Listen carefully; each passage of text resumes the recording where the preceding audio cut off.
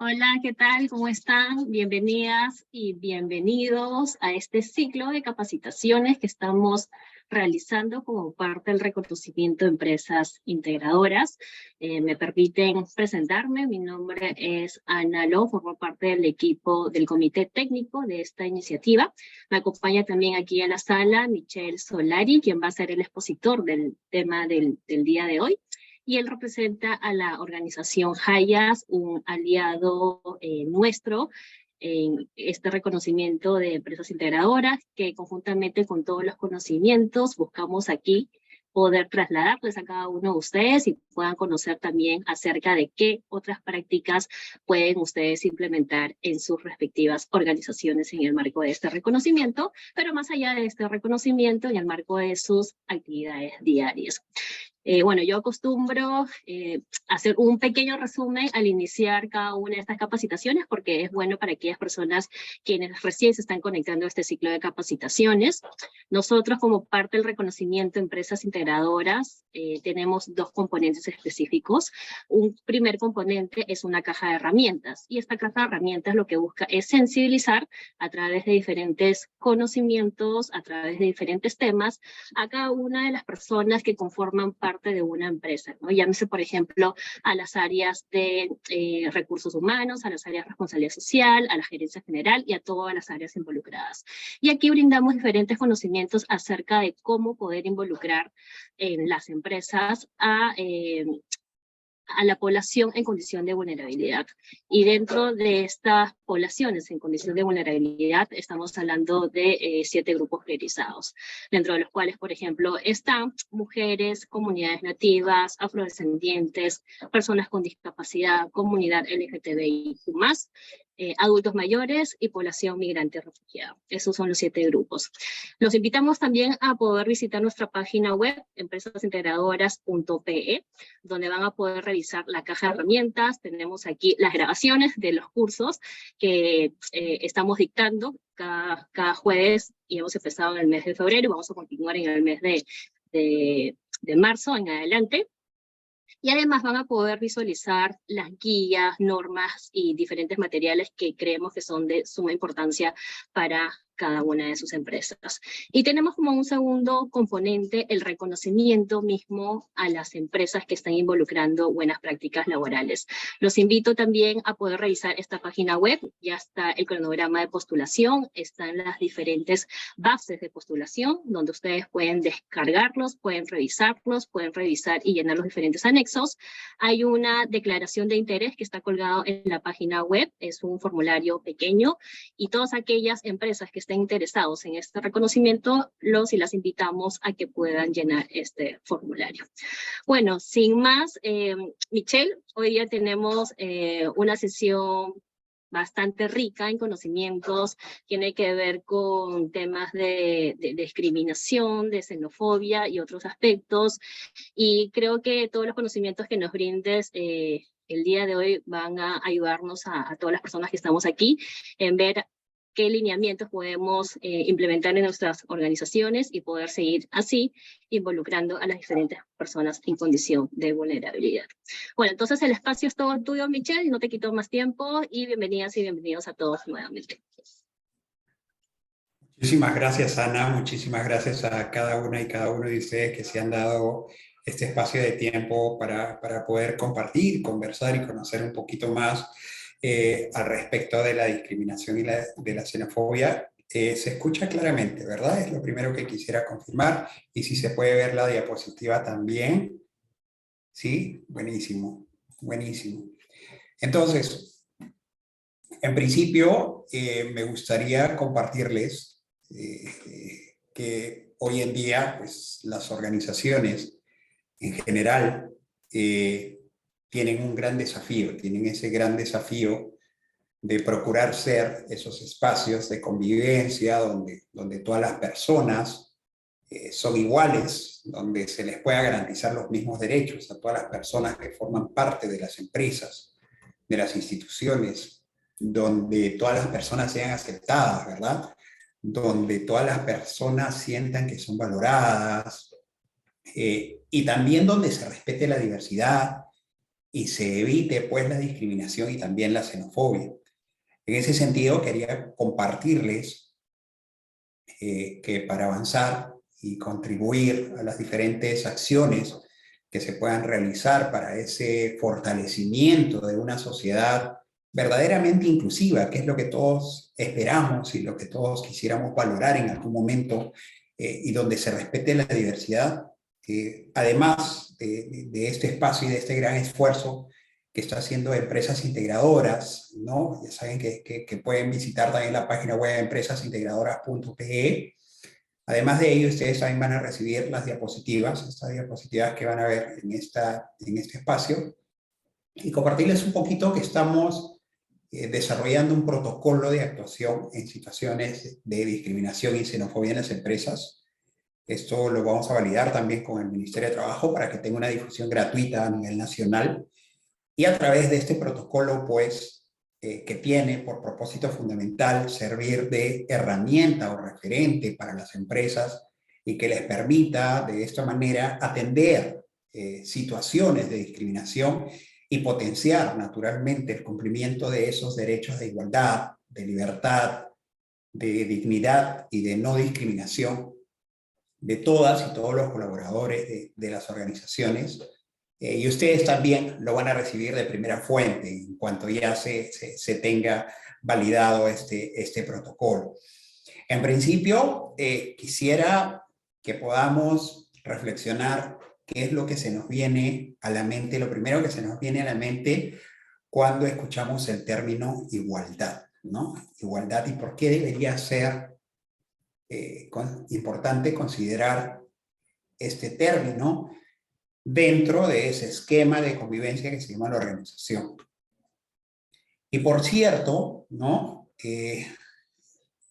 Yo tengo un ensayo del término igualdad, que precisamente es aquel aspecto o aquella esencia, aquella figura o aquel escenario en el cual todos los seres humanos nacen libres, nacen iguales en dignidad, nacen iguales en derechos y que estén dotados pues como están de razón y de conciencia y que deban comportarse fraternalmente los unos con los otros.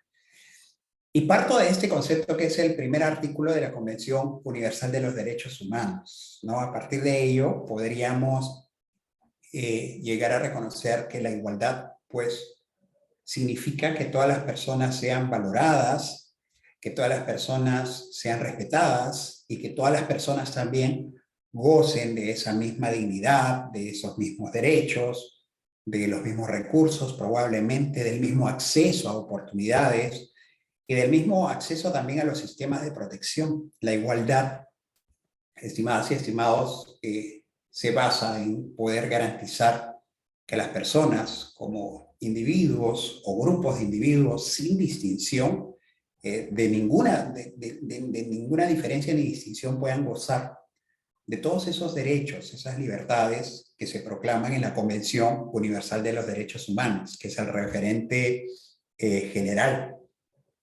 Y la igualdad, en términos más simples, para empezar a hablar del tema que nos convoca hoy, es proteger. La igualdad es proteger, es asegurar también que no se les niegue ni violenten los derechos a las personas, de ninguna manera, ¿no? Que las personas no sean tratadas de una manera injusta o de una manera desfavorable al excluirlas o de una manera discriminatoria por sus rasgos, por sus características específicas, que la puedan hacer diferente. Por ejemplo, por raza, por género, por discapacidades, por creencia, por cultura, miren ustedes, por idioma, por orientación sexual, por país de origen, por edad. Hay tantas formas de discriminación.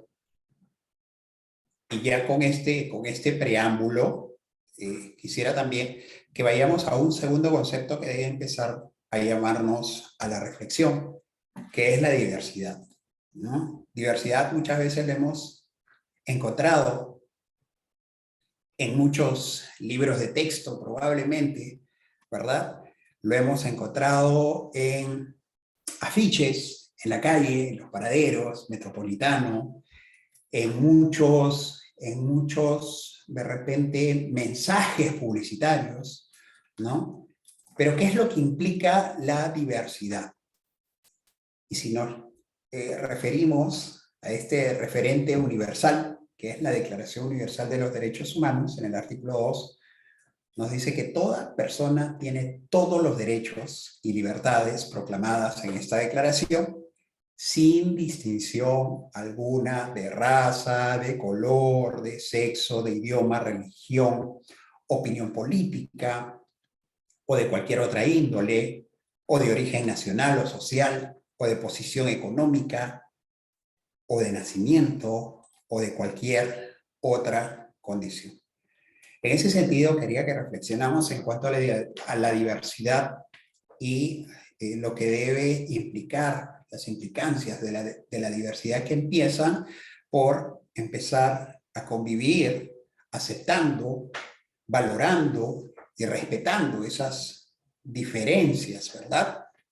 La diversidad significa que en el mundo hay y conviven una gran variedad de tipos diferentes de personas con diferentes características particulares, pero a la vez también debemos reconocer que todas las personas, a pesar de sus diferencias, son iguales en dignidad, son iguales en derecho, y lo que hace que el mundo pueda ser más interesante es que todas las personas somos diferentes.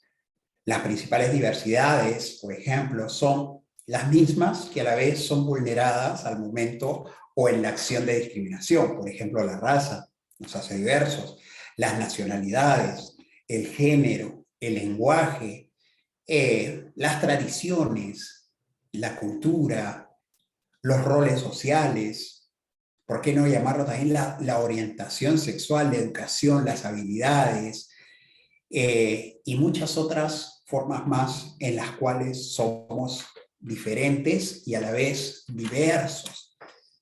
Miremos un poquito a nuestro alrededor, ¿no? En el escenario donde estemos. Miremos a nuestro alrededor y vamos a poder descubrir una gran diversidad. Y por ello, desde las organizaciones, creo yo, que tenemos ese gran desafío de empezar a aprender una forma sana de convivencia, reconociendo, aceptando, respetando y naturalmente aprovechando también esa diversidad para un beneficio mutuo, un beneficio de todos. Creo yo que juntos podemos aprovechar esa riqueza de que cada persona sea diferente para poder generar en nuestros lugares de trabajo, pues, una mejor vitalidad social, cultural, económica, donde fluya mucha creatividad, mucha innovación y que permita, ¿no?, a todos los colaboradores desarrollarse de manera integral como personas. Y ya que estamos compartiendo estos dos conceptos importantes y claves para poder prevenir la discriminación, hablemos entonces ahora de discriminación, ¿no? ¿Qué es lo que se nos viene a la mente cuando escuchamos el término discriminación, ¿no? Desde las empresas, desde las organizaciones, creo yo que tenemos ese gran llamado a que nuestros lugares de trabajo sean pues aquellos espacios de convivencia inclusiva, donde se pueda respetar esa diversidad de la que hemos hablado anteriormente y que también pues se pueda disfrutar de los derechos que deben tener todas las personas. En el centro laboral, estimadas y estimados, como otros espacios, se pueden presentar también situaciones de discriminación, es decir, situaciones de falta de respeto, de irrespeto, ¿no?, de ignorancia de la igualdad. Recuerden que la diversidad y la negación resultan ser, pues, líneas que pueden ir de manera muy paralela, y en esta negación de derechos se produce el escenario de vulnerar o violar los derechos humanos que tienen las otras personas. Recordemos siempre que la discriminación es ese trato injusto, ese trato desigual a una persona o a un grupo de personas, porque se considera a este grupo de personas o a esta persona inferiores por diferentes motivos, por raza, por nacionalidad, por el género, por su nivel socioeconómico, también se puede dar, por sus opciones sexuales, entre muchos otros aspectos, se va a manifestar cuando las personas rechazamos, ignoramos, cuando excluimos o dejamos fuera a una persona o a un grupo de personas, cuando estigmatizamos o señalamos peyorativamente, que también puede ocurrir, cuando despreciamos o vemos de menos a las personas o a los grupos de personas, cuando anulamos, cuando disminuimos, cuando maltratamos, cuando violentamos, cuando descalificamos, entre otros aspectos, ¿no? Y esto puede darse como un acto cotidiano en la sociedad y no se debería normalizar, al contrario, se debería en principio reconocer que eso está vulnerando y violando el derecho de la otra persona, y si lo trasladamos al escenario de las empresas aún más, porque son personas que por la actividad misma tienen que convivir y tienen que compartir espacios, y no debería convertirse ello en un escenario de vulneración de derechos. Y algunos actos discriminatorios comunes, pues, son, vamos a poner unos ejemplos, los apodos, ¿no? Los apodos. En términos simples también lo que le llamamos en la cultura peruana el choteo, ¿no? El choteo, el choteo, el despreciar, menospreciar a las personas por alguna discapacidad, por alguna diferencia que puedan tener, el abuso o maltrato, no sé, de las personas mayores a menores, y al revés también, de las personas menores de edad a las personas mayores de edad, la burla, ¿no? El provocar también a las personas que son más tímidas, que no socializan dentro de la organización, el rechazo, la burla a los colaboradores, de repente que tienen otras tradiciones, que vienen de otros contextos, ¿no? Y naturalmente también el rechazar o el ignorar o el despreciar o anular a las personas extranjeras, que este tipo de discriminación se conoce como xenofobia, ¿no? Ese es el maltrato o la vulneración hacia las personas que tienen otra nacionalidad, los extranjeros. Y hay grandes ejemplos en el mundo, ¿no? de procesos de xenofobia, de los cuales podamos reflexionar mucho para que no tengamos esos episodios en nuestro país, y que ello, pues, precisamente, en vez de acercarnos, nos aleja de construir una sociedad un poco inclusiva. Y por ello, creo yo que la discriminación, de alguna manera, puede ser directa o también indirecta, ¿no? Puede ser, puede calificarse como directa o indirecta, ¿no? Depende cómo se presente, y eso es lo que quiero presentarles en la siguiente diapositiva, considerando que la discriminación directa resulta ser, pues, ese ejercicio del acto discriminatorio sin ninguna consideración. Simplemente es como tener un target, un objetivo, y se produce. Y por el otro lado tenemos la discriminación indirecta, que es aquella forma de vulneración que se expresa mediante actitudes, acciones disimuladas, entre comillas, o veladas, conscientes o inconscientes. Y por ello debemos empezar a entender que la discriminación, pues, es una forma de violencia, ¿ya? Debemos entenderla como tal, es una forma de violencia, es una forma de agresión, y aquí no hay niveles, ¿no? Sino es agresión o no es agresión. La discriminación es una forma de agresión y una forma de ejercicio desigual del poder que afecta pues de manera negativa la dignidad, que afecta el autoestima, que en algunos casos llega a afectar también la integridad física y cultural de las personas o de los grupos sociales a los que se les niega algún acceso a derechos, espacios u oportunidades, y que a la vez también se les causa como cierto rechazo, repudio, y puede expresarse, siendo así, de múltiples formas.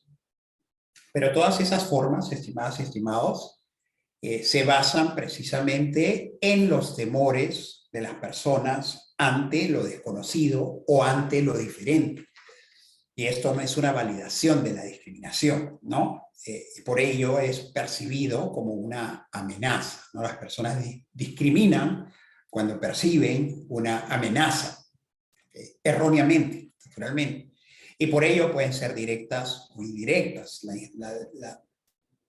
La discriminación directa, pues, se justifica por características o por condiciones de origen que se presentan de una forma, vamos a llamarlo, arbitraria, como amenazantes, ¿no? Como algunos términos amenazantes. Siente la amenaza a la persona, discrimina, ¿no? Como un mecanismo de protección. Y esto no valida que sea una forma de violencia, la es, ¿no?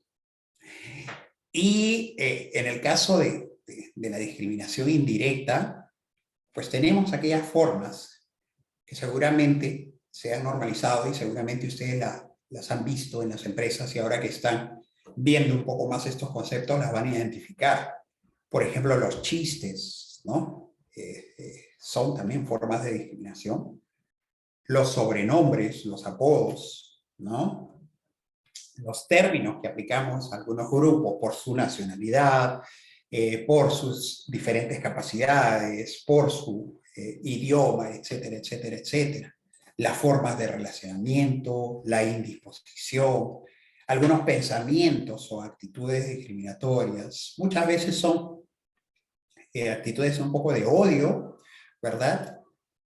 Justificado o no justificado, y excluye de alguna manera a las personas, ¿no? Pueden ser actitudes y comportamientos que no se visualizan tan claramente como discriminatorias porque las tiene, pero es una forma de violencia indirecta. Aún así, ambos tipos de discriminación es necesario que los reconozcamos cuando ocurren y empecemos a tomar medidas, es decir, tomar atención y en lo posible desarrollar una cultura de prevención de la discriminación en todos sus niveles y en todas sus formas dentro de las organizaciones, ¿no? En la prevención puede radicar una parte del éxito de llevarnos a ser empresas que previenen precisamente la discriminación. Dicho esto, quisiera hablarles de dos términos también. La discriminación racial, que es conocida en la ley internacional, está tipificada en la ley internacional como cualquier distinción, exclusión, restricción o preferencia basada en la raza, en el color, en la descendencia o en el origen étnico nacional, que puede tener el propósito o de anular a la persona o grupo de personas o de disminuir el reconocimiento, el disfrute o ejercicio en un plano equitativo de los derechos humanos y también de las libertades más fundamentales, ¿no? En el área política, social, cultural y en cualquier otra área de la vida pública y privada. Y el racismo, pues, usualmente implica una distinción basada en esas diferencias, en las características físicas, como por ejemplo el color de la piel, ¿verdad? El tipo de cabello, los rasgos faciales, entre otros. Y por el otro lado hay otro tipo de discriminación, otra forma de violencia también, que es la discriminación por xenofobia, ¿no? Y este tipo de violencia, pues, implica ese comportamiento discriminatorio que se basa en que la otra persona es extranjera o tiene un lugar de origen fuera de la misma comunidad o nación, y se le trata pues con odio, con hostilidad, ¿no? Se les trata con cierto, una mezcla de entre recelo, temor y también odio y algunos sentimientos negativos hacia las personas extranjeras por el hecho de haber nacido en otro país, ¿no? En eso radica la violencia determinada por la discriminación, por xenofobia. Y por ello, pues, estas dos formas, ¿no? de discriminación racial o xenofobia o basada en la xenofobia representan formas de violencia y seguramente también se desarrollan o se normalizan en el escenario de las organizaciones. Y eso puede resultar ser muy tóxico, no únicamente para la persona que recibe estas acciones o tratos hostiles, sino para la empresa también, para la propia sociedad, ¿no? Es bastante tóxico. Miremos varios ejemplos en el mundo en el cual se atentaron contra la vida de muchas personas solamente por el hecho de tener otra nacionalidad, otro color, otros rasgos, ¿no? Entonces, está en nosotros también poder mejorar, poder prevenir. Y el punto de partida para todo ello es reconocer cuándo está pasando, ¿no? Cuando pasa esta situación, debemos tener tolerancia cero e interactuar en el primer momento que ustedes sean testigos o están siendo víctimas de un proceso así, es necesario intervenir, ¿no? Les quiero compartir también que se producen algunas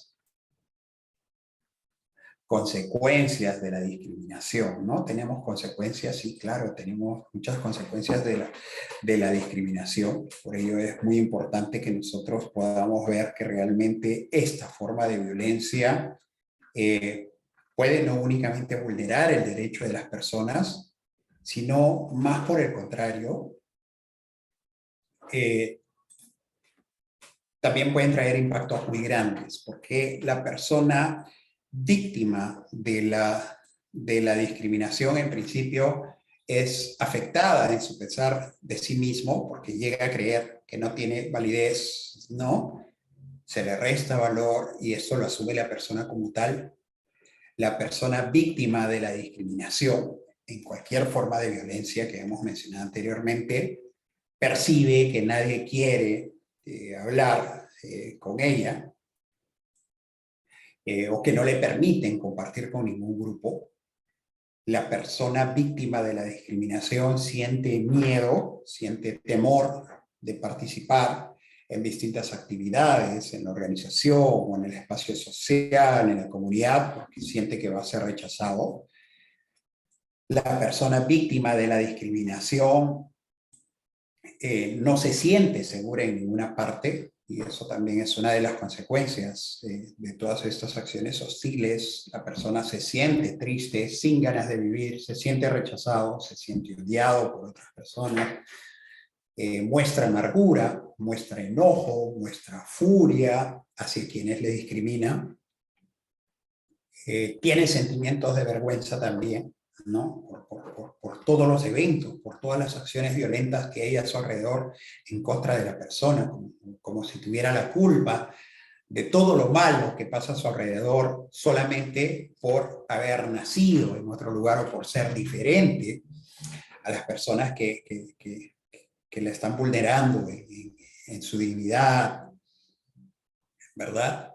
Y por eso no encuentra el mecanismo, el método, la forma o el canal para poder denunciar al que le discrimina, y aún si tuviera el canal no tiene la fuerza suficiente interna que lo lleve a realizar esta acción de denuncia, y se produce cierta forma de sometimiento que también vulnera la dignidad de la persona, y naturalmente eso también pasa al otro escenario, ¿no? La persona que sufre la discriminación desarrolla sentimientos pues, de impotencia, tiene deseos de abandonar el espacio donde está sufriendo estas formas de discriminación, si sea el lugar de trabajo, si sea de repente el lugar de estudios, ¿verdad?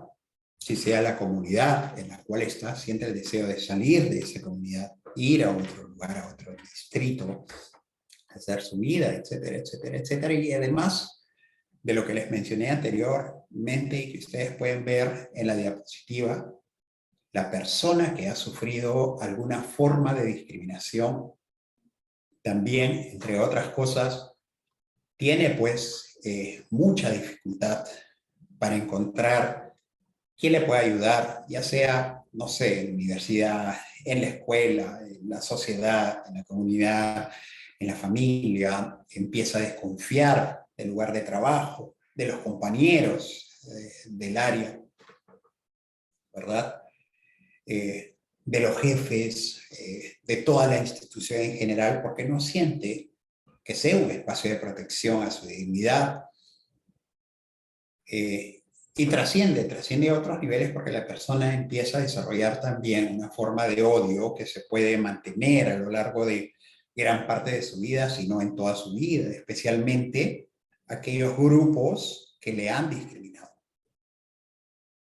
Y a la vez también se produce como resultado de ello la configuración de una ideología, de una forma de odio que se puede trasladar de generación en generación, ¿no? Porque si un padre de familia es discriminado, va a transmitir eso a sus hijos, ¿no? Esa sensación de desaprobación, de rechazo, la va a transmitir a sus hijos y los hijos naturalmente van a crecer con ello y se puede convertir en una cadena, ¿no? Y los convierte también a esos niños, los va a convertir en el futuro en adultos que también odien o que crezcan sabiendo que son de alguna manera relegados, desplazados, postergados en una sociedad y van a empezar las generalizaciones, ¿no? ¿Hacia quiénes? Hacia esos grupos que les han discriminado, que les han violentado, sin una oportunidad, a quienes no les han dado la oportunidad de poder integrarse en el entorno, ¿no? ¿Qué más? ¿Qué podemos hacer para prevenir? Ahora que estamos entendiendo un poco más de que esto podría pasar, si no está pasando ya, en las sociedades, en las comunidades y naturalmente en las empresas, ¿no? ¿Qué podríamos hacer? Muchas cosas se pueden hacer, ¿no? Lo primero es no tener tolerancia, que mencionaba anteriormente, ningún tipo de tolerancia, no hay niveles, no hay acciones que uno diga es casi fue un poquito de discriminación, no hay un poquito ni hay mucho, o violentas a la persona en sus derechos o no la violentas, ¿no? Entonces, empecemos a tomar acción. Lo primero es romper todos esos estereotipos y prejuicios, no juzgar, por ejemplo, a los candidatos a los puestos de trabajo por su aspecto físico, orígenes, costumbres, y esto empieza desde el proceso en el cual incorporamos personas a nuestras organizaciones, ¿no? No darle espacio a esos sesgos, ¿no? Por su color de piel, por sus capacidades o discapacidades, por sus vulnerabilidades, ni mucho menos por el lugar en el cual nacieron las personas, ¿no? Empecemos a seleccionar o incorporar en los procesos de selección de las empresas aspectos bastante importantes como por ejemplo seleccionar o calificar por criterios objetivos como actitudes, capacitación, las competencias de los candidatos, la experiencia, la motivación, la creatividad, ¿no? Sus habilidades y todo ello, que con ello se le va a generar mucho más valor a la organización que de repente pensando que por el lugar de origen o el lugar de nacimiento o el color de piel o no sé, una capacidad diferente o discapacidad nos va a restar valor en la organización, ¿no? Entonces, centrémonos en la parte positiva y la que realmente le genera valor a la organización. Tratemos en lo posible, si es que no tenemos estas políticas antidiscriminación, entonces debemos asegurarnos por proponer espacios para ir generando políticas que prevengan la discriminación en todas sus formas, ¿no? Cero tolerancia a la discriminación desde los referentes organizacionales, y ello precisamente pasa también por una sensibilización a todos los colaboradores de la organización, no únicamente a la parte directiva, quienes toman decisiones en las organizaciones, dirigen a las organizaciones, sino también a todos los colaboradores, desde la línea más operativa hasta la línea más ejecutiva, para que realmente sea un proceso evolutivo de la organización en el cual todos se vean involucrados, y revisemos, ¿no? Revisemos periódicamente las políticas, las prácticas que vamos a desarrollar en la empresa, y también, entre algunas otras, fomentemos el trabajo en equipo, pero al equipo diverso, ¿no? Deleguemos liderazgo de acuerdo a los logros dentro de la empresa sin tener distinciones personales, ¿no? Por color de piel, por nacionalidad, etcétera, etcétera, por tantas diferencias que nos pueden enriquecer. Así también se sugiere, se recomienda que se pueda establecer un canal dinámico, rápido y objetivo en el cual las personas que son víctimas de discriminación puedan denunciarla, puedan comunicarlas y puedan elevar sus quejas también, ¿no? Procesos engorrosos a veces hacen que la persona que es víctima de estos procesos pues tire la toalla y lo deje ahí, y eso sería bastante negativo, no únicamente para la persona, sino más para la organización. Y otras formas también, por ejemplo, las compras responsables, ¿no? Realizar compras responsables a proveedores o empresas que favorecen la contratación de personas de origen extranjero, también porque estas empresas están generando oportunidades también para esos grupos vulnerables, o para empresas, hacer compras responsables, por ejemplo, para empresas que promueven y contratan a personas con discapacidad, a personas víctimas de la violencia basada en género también, por ejemplo, ¿no? Y otros grupos que tienen vulnerabilidad. Difundamos y proyectemos también los valores que nos diferencian como empresa por gestiones socialmente responsables. Cuando nos referimos a socialmente responsables, nos referimos a aquellas empresas que realmente valoran esa diversidad, valoran también esa gran diferencia que podamos tener las personas unas de otras, y las ven como oportunidad de ganancia y de generación de valor para nuestras organizaciones, ¿no? Eso es un poquito lo que quería compartirles el día de hoy. Yo no sé si a partir de esto, con cargo a que en cuanto nosotros podamos tener ya validado este protocolo de prevención de la discriminación en el lugar de trabajo, se los vamos a compartir. Pero si ustedes tienen aquí alguna pregunta, duda o algo que quisieran compartir, este sería el espacio. Cambio. Perfecto, muchas gracias, Michelle. Entonces, los invitamos a canalizarnos sus consultas a través del chat, o si también desean pueden levantar la manito, ¿ok? Bueno, mientras tanto, mientras se van animando, yo tengo una consulta, Michelle. Yo también he estado como espectadora, así que yo, por ejemplo, he escuchado mucho esto de qué preguntas y qué no preguntas hacer en una entrevista de trabajo para evitar la discriminación justamente por, no sé, por género, por religión, bueno, por cualquier otra cosa. ¿Qué recomendaciones de repente darías a todas aquellas personas quienes, bueno, lideran o no lideran las áreas de recursos humanos para fomentar un proceso de contratación libre de discriminación?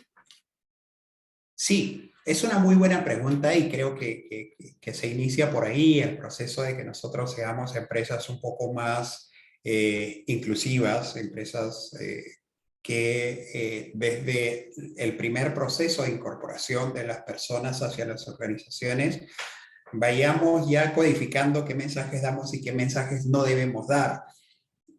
Y más que referirme a las preguntas que no debemos hacer, me gustaría que podamos hacer énfasis en los procesos de selección en temas bastante objetivos, por ejemplo, cuál es la generación de valor que nos da la persona, más allá de su origen étnico, más allá de sus rasgos físicos, que también existen muchas formas de discriminación solamente porque la persona puso su foto. Por eso también muchas empresas, de manera preventiva, están recurriendo a las hojas de vida ciegas, ¿no? A las hojas de vida neutrales, sin foto, ¿verdad?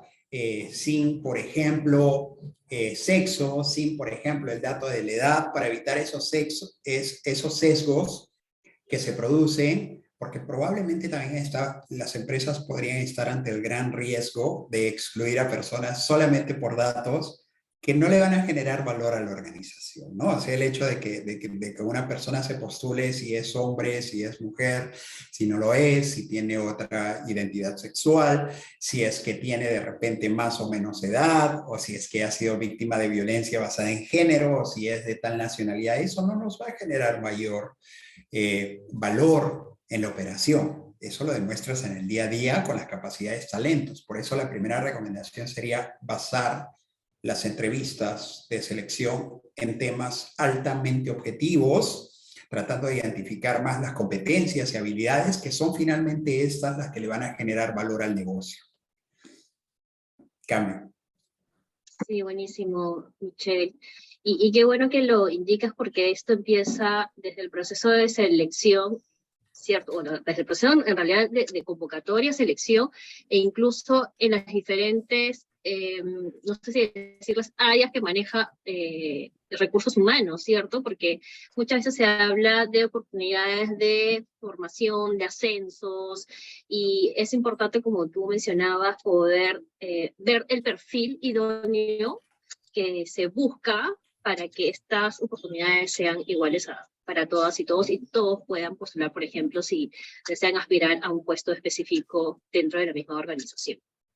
Sí, quería compartirles que algunas de las empresas, por ejemplo, a las cuales hemos acompañado en procesos de intermediación laboral, han tomado por hábito también quitar el dato del documento de identidad para que no se revele la nacionalidad de la persona, sino para que las entrevistas se hacen precisamente en habilidades, conocimientos y todo lo que requiere la persona para desempeñarse bien en la función.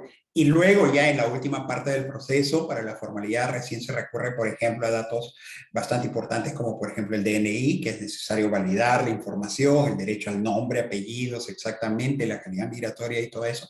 Pero eso no forma parte del primer filtro, ¿no? Sino que el primer filtro se va a basar precisamente en ver qué competencias, qué habilidades blandas y técnicas puedan tener los postulantes a un proceso de selección para que desde ahí nosotros ya podamos ser inclusivos. Cambio.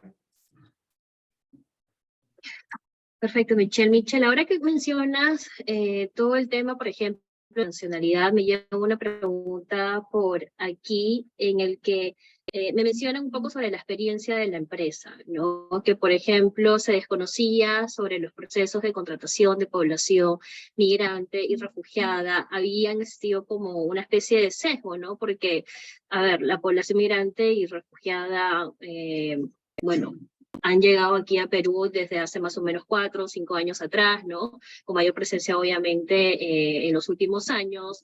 Y había como que una desinformación también por lo que están mostrando los medios periodísticos, ¿no? Acerca del perfil de esta población. Entonces, bueno, hay experiencia de esta empresa, por lo que estoy leyendo, de que les ha resultado atractivo este perfil para colocarlos en los puestos de trabajo, pero sobre un proceso de concientización. Entonces, sí me gustaría de repente que tú puedas comentar si tú también has escuchado de estas experiencias con las empresas que quizás has estado trabajando, sensibilizando, para tener también esta comunicación a todas las empresas que están aquí hoy en día escuchando esta charla sobre cómo se está conceptualizando a esta población extranjera y qué medidas podemos tomar desde nuestras organizaciones como para apostar por este talento también en función a lo que tú acabas de comentar, ¿no? De acuerdo al perfil y lo que requiere la respectiva organización. Sí, para responder la pregunta, Ana, que me parece bastante valiosa también de compartir con las personas presentes y quienes vayan a mirar esta grabación también, lo primero que quiero mencionar, que es un dato bastante importante, es que según el Instituto Nacional de Estadística e Informática del Perú, más del 95% de la población, específicamente venezolana, que ya está en el país, del 1.3 millones que se estima más o menos, son personas que están incluidas dentro de la población económicamente activa. Se les considera dentro de la población económicamente activa. Partiendo de eso, podemos decir que son personas que pueden realizar actividades que generen medios de vida. Y el gran desafío es cómo captar a este potencial, a este talento, a estas personas que pueden tener oficios, carreras técnicas, carreras universitarias, especializaciones, posgrados, captarlas para las empresas para que sean insertadas de manera formal a un mercado laboral que necesita de esta activación también económica. Vayamos también por la segunda premisa de que la persona que es contratada formalmente y que empieza a generar medios de vida dignos y sostenibles, también consume, y a través de ese consumo se produce un segundo efecto que es muy importante, no únicamente para las empresas o para las familias beneficiarias de un contrato laboral, sino también del país, porque al estimular el consumo fortalecemos la economía nacional, ¿no?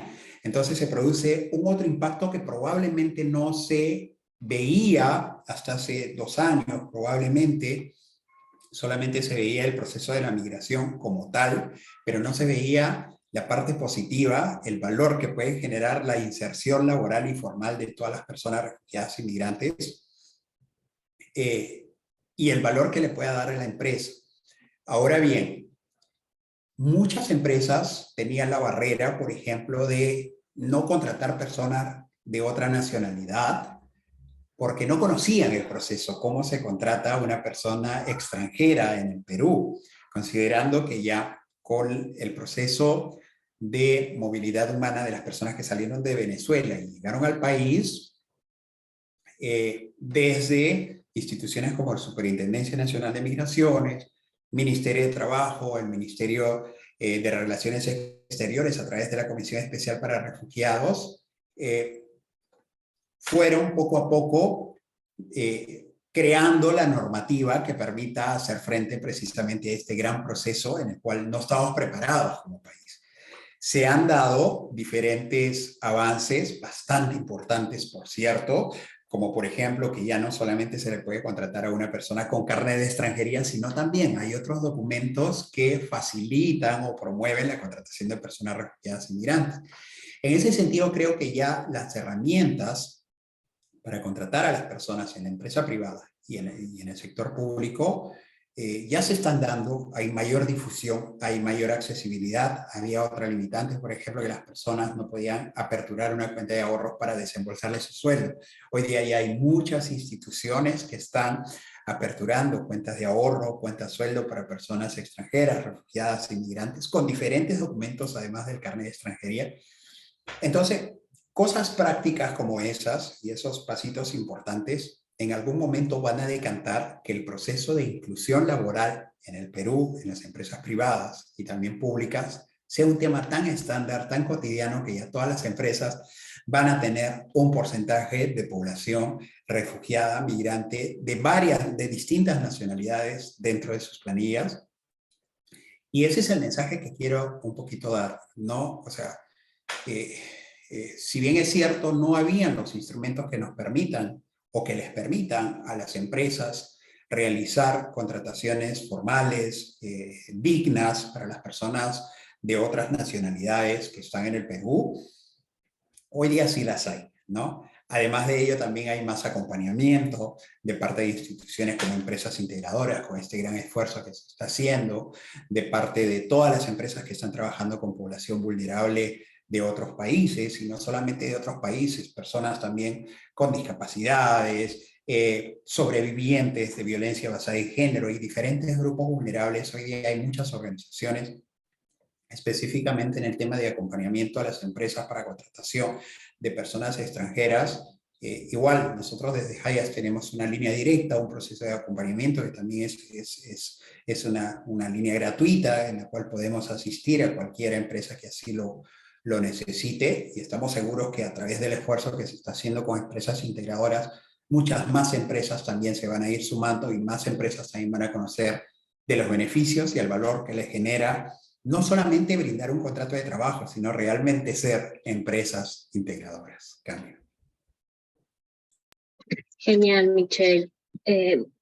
Yo te escuchaba y recogía todo esto que comentabas, porque justamente en la época de pandemia vimos eso, que se involucraron diferentes médicos, justamente de nacionalidad extranjera, para estar en la primera línea de batalla, ¿no? Y esto era para cubrir las brechas que existen en el mercado laboral, para poder atender a todas las personas que están en el territorio nacional. Entonces, yo creo que se trata también de eso, de poder aprovechar el talento, más allá de la nacionalidad, el talento ya sea de las personas migrantes y refugiadas, el talento de aquellas personas afrodescendientes también, que la otra vez yo conversaba con una organización de DACE, ¿no? Y nos comentaban también de, bueno, los años de discriminación que vienen luchando con respecto a este tema, pero cada vez ya hay más empresas que están apostando, ¿no? Por este talento, en lo que pueden aportar, y en diferentes proyectos también, ¿no? De responsabilidad dentro de las mismas organizaciones. Bueno, Michelle, yo te agradezco en realidad por tu tiempo, por habernos acompañado también. ¿En cuántas semanas, Michelle? ¿4 o 5 semanas aproximadamente? Sí. Estas cuatro semanas han sido bastante enriquecedoras, Ana, y a través de este espacio también agradecer a cada una de las personas que se han podido conectar a alguna o a varias de las sesiones. Agradecerles a ustedes por este gran esfuerzo. Siempre estamos a disposición para cuando así lo requieran. Y nada, pues hasta la siguiente oportunidad, y ha sido muy enriquecedor también para mí poder compartir con ustedes, conversar con ustedes de estos aspectos muy importantes. Y bueno, ya saben que los certificados les van a salir ya en estos días, se los vamos a hacer llegar a empresas integradoras para que lo canalicen. Cambio. Sí, justamente nos estaban haciendo esas consultas, entonces ya Michelle se adelantó, las constancias ahí están en proceso de elaboración, aprovechando que también Hayas nos ha acompañado durante todos estos jueves, desde empresas integradoras. Tú sabes, Michelle, que siempre estamos súper agradecidos porque Hayas es un súper aliado en este proceso.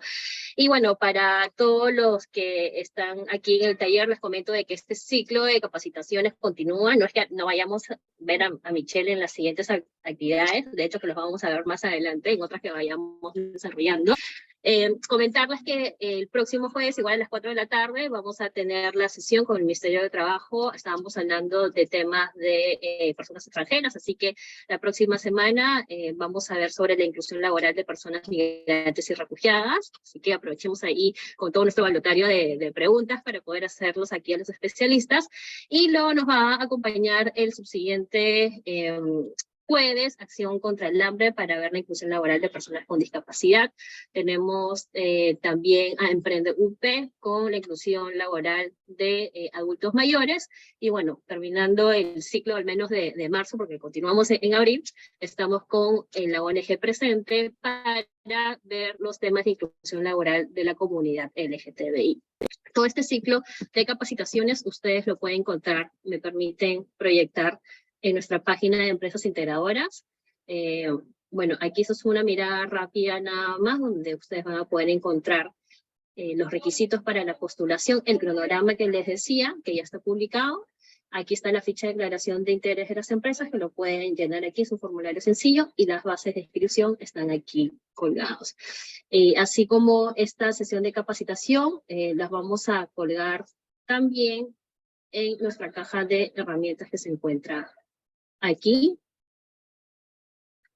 Aquí está. Entonces aquí van a poder ver las diferentes fechas. Estas grabaciones también van a estar subidas aquí el día de mañana. Y bueno, aquí van a poder ver el resto de los demás cursos y temas que vamos a estar viendo. Entonces, Bueno, eso sería por mi parte. Les agradezco muchísimo por la atención y nos estamos viendo el próximo jueves. Para cualquier consulta, recuerden que nos pueden escribir a contacto@empresasintegradoras.pe. Próximamente también vamos a estar invitándoles a algunas sesiones más de preguntas y respuestas acerca de las bases de postulación.